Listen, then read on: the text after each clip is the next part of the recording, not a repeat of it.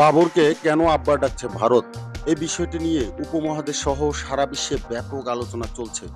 কারণ অনুসন্ধানে জানা গেছে, বাংলাদেশের রাষ্ট্র ক্ষমতায় ভারত প্রতিম সরকার বা ভারতের বন্ধু সরকার এখন নেই। তাই বাংলাদেশকে নিয়ে ভারতের রাজনীতি করার দিন শেষ। উল্টো বাংলাদেশকে নিয়ে ভীষণ ভয়ে আছে ভারত। এর মধ্যে আবার বাংলাদেশের সাবেক স্বরাষ্ট্র প্রতিমন্ত্রী লুৎফুজ্জামান বাবর মামলা থেকে খালাস ও জেলখানা থেকে মুক্তি পাওয়ায় রীতিমতো ভয়ে গলা শুকে গেছে ভারতের। ওই ভয়ে ভারত তার সীমান্ত এলাকায় কাঁটাতারের বেড়া লাগানোর কার্যক্রম শুরু করে। কিন্তু বাংলাদেশের অকুতোভয় বিজিবি ও স্থানীয় গ্রামবাসীর বাধার কারণে কাঁটাতারের বেড়া দিতে না পারায় ভয়ে বুক কাঁপছে ভারতের। দীর্ঘ ২১ বছর পর তারা নতুন করে আবারও বাবরের ভয়ে ভীত। যে কোনো সময় ভারতের ১২টা বাজিয়ে দেওয়ার ক্ষমতা রাখা লুৎফুজ্জামান বাবরকে এখন আব্বা ডাকা শুরু করেছে ভারত। কারণ এই লুৎফুজ্জামান বাবরেই ২০০৪ সালে ভারতের ঘাম ঝরিয়েছিল। ভারতের দাদাগিরি বন্ধ করতে রেডি করা ছিল ১,৭৯০টি অত্যাধুনিক অস্ত্র, ১১.৫ লাখ গুলি, ৬,৫০০ ম্যাগাজিন, ২৭,০০০ গ্রেনেড এবং ১৫০টি রকেট লঞ্চার। এতদিন ভারত বাংলাদেশকে চাকরের মতো ব্যবহার করেছে।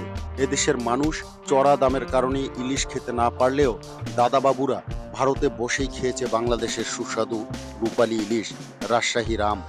ভারত থেকে আসতো মাদক, যখন যেটা মন চাইতো বাংলাদেশের কাছ থেকে সেটাই নিত ভারত।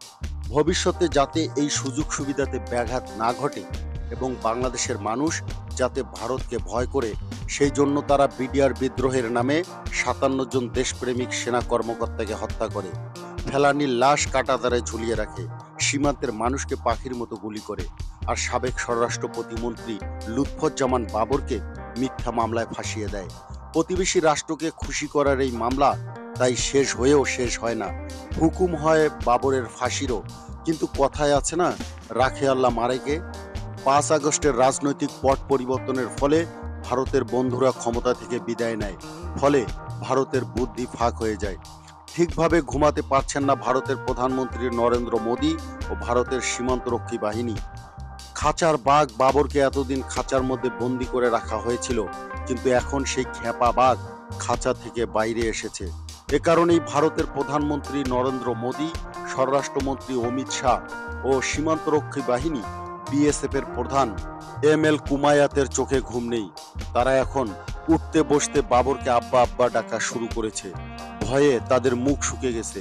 না জানি খেপা বাবর কখন যে আক্রমণ শুরু করে দেয়। বাবর খেপে গেলে ভারত ভেঙে চুরমার করে ফেলবে, আর সেভেন সিস্টার বাংলাদেশের মানচিত্রে শোভা পাবে। একটি বিশ্বস্ত সূত্র দাবি করেছে, ভারতের প্রধানমন্ত্রী নরেন্দ্র মোদী ও স্বরাষ্ট্রমন্ত্রী অমিত শাহ নাকি ঘুমের মধ্যে এখন লুৎফুজ্জামান বাবরের ছবি দেখে আটকে ওঠে। বিছানায় বসে ঘুমের মধ্যেই বাবরকে আব্বা ডাকা শুরু করে। মানুষ কতটা ভয়ে ভীত হলে এমনটা হয়, নিশ্চয়ই আপনারা উপলব্ধি করতে পারছেন। এখন প্রশ্ন হলো, ভারতের এত ভয় কেন? লুৎফুজ্জামান বাবর কি এমন করেছিল যে ভারত এখনো ভুলতে পারেনি? এই প্রশ্নের উত্তর পেতে হলে আমাদেরকে অতীতের স্মৃতি স্মরণ করতে হবে। সাল ২০০৪। বাংলাদেশের স্বরাষ্ট্র প্রতিমন্ত্রী তখন লুৎফুজ্জামান বাবর।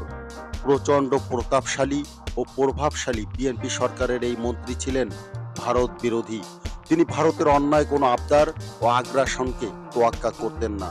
ভারত প্রতিবেশী বড় রাষ্ট্র হতে পারে, কিন্তু তার অন্যায় আবদার বা আগ্রাসন বাবর লাথি মেরে উড়িয়ে দিতেন। বাংলাদেশের সীমান্তে বিজিবি ৩ জন মারা গেলে ভারতের বিএসএফ ১৮ জন মারা পড়ত, এমন দুঃসাহস ছিল বাবরের। আমাদের অনেক দর্শক শ্রোতাই হয়তো জানেন না, বাংলাদেশের উত্তরাঞ্চলের সীমান্ত রেখার সাথে ভারতের ৭টি অঙ্গরাজ্য আছে, যেগুলোকে একসাথে বলা হয় সেভেন সিস্টার্স। ওই সময় সেভেন সিস্টার্স বাসীরা ভারত সরকারের সাথে বিদ্রোহ ঘোষণা করে। তারা নিজেদের স্বায়ত্ত শাসন চায়, তারা নিজেদের স্বাধীনতা চায়, তারা নিজেরা আলাদা রাষ্ট্র বা বাংলাদেশের সাথে একাত্ম হতে চায়। কিন্তু ভারত তা হতে দিতে চায় না, জোর জবরদস্তি ধরে রাখার চেষ্টা করে। এরই মধ্যে বাংলাদেশের তৎকালীন স্বরাষ্ট্র প্রতিমন্ত্রী লুৎফুজ্জামান বাবর ২০০৪ সালে ১ এপ্রিল সেভেন সিস্টার্সকে সহযোগিতা করার জন্য ১০ ট্রাক অস্ত্র ও গোলাবারুদ সরবরাহ করার চেষ্টা করে। ওই ১০ ট্রাক অস্ত্র অন্য দেশ থেকে বাংলাদেশ পর্যন্ত আসে, কিন্তু আমাদের দেশে বসবাসকারী ভারতীয় কতিপয় দালালের কারণে তা শেষ পর্যন্ত সম্ভব হয়নি। ভারত জানে চীন আর পাকিস্তান মিলে তাদের যতটুকু ক্ষতির সম্ভাবনা আছে তার চেয়ে বেশি ক্ষতির ভয় আছে বাবরের কাছ থেকে। বাংলাদেশের র্যাপিড অ্যাকশন ব্যাটালিয়ন র্যাব গঠনের মূল কারিগর বাবর চাইলে যে কোনো সময় সেভেন সিস্টার্স হাতছাড়া করে দিতে পারে। তাই বাবরকে নিয়ে ভারতের এত ভয়। আর এই কারণে সাবেক স্বরাষ্ট্র প্রতিমন্ত্রী লুৎফুজ্জামান বাবরকে আব্বা ডাকা শুরু করেছে ভারত। দীর্ঘ ২০ বছর মামলার ঘানি আর ১৭ বছর জেল খাটার পর গত ১৪ জানুয়ারি মুক্ত হয়েছেন বীর পুরুষ দেশপ্রেমিক লুৎফুজ্জামান বাবর। অন্যদিকে ঘাম ছোটা শুরু হয়েছে ভারতের দাদাবাবুদের। তারা এখন রীতিমতো আতঙ্কে আছেন, কখন জানি হাতছাড়া হতে যাচ্ছে প্রাকৃতিক সৌন্দর্যমণ্ডিত সেভেন সিস্টার্স।